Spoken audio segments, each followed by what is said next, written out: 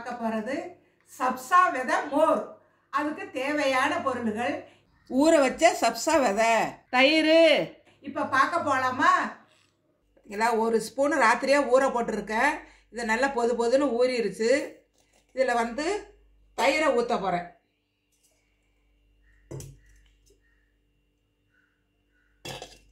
தயிர் நம்ம தேவையான அளவுக்கு ஊற்றிக்கணும்.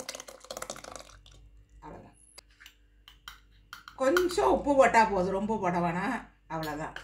போட்டு இதை நல்லா ஆற்றணும். தண்ணி ஊற்றி ரெண்டையும் மிக்ஸ் பண்ணிட்டேன். இதில் 1 கிளாஸ் தண்ணியை ஊற்றுறேன். இதை நல்லா இப்படி ஆற்றிக்கணும்.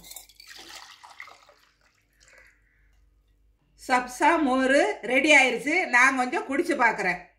இப்போ சப்சாவோட மோர் எதுக்கு நல்லது அப்படின்னா, இந்த வெயில் காலத்துக்கு ரொம்ப ரொம்ப நல்லது. நம்ம உடம்புல உள்ள ஹீட்டு பூரா இதை குறைச்சிடும். இதை டெய்லி சாப்பிட்டீங்கன்னா, விருவகத்தில் சாப்பிட்டீங்கன்னாக்கா, இதை நல்ல உடம்புக்கு ஆரோக்கியமான ஒரு பொருள் நான் சொல்லி காமிச்சிருக்கிறேன். நான் கொஞ்சம் குடிச்சு பார்க்குறேன்.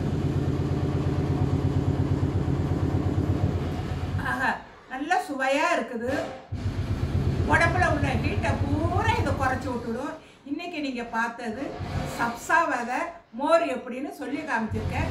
இதே மாதிரி அடுத்து ஒரு டிஃப்ரெண்டான சமையலோட உங்களை அனைவரையும் சந்திக்கிறேன். இந்த வீடியோ பிடிச்சிருந்தா லைக் பண்ணுங்கள், கமெண்ட் பண்ணுங்கள், ஷேர் பண்ணுங்கள், மறக்காமல் சப்ஸ்கிரைப் பண்ணுங்கள். நன்றி, வணக்கம்.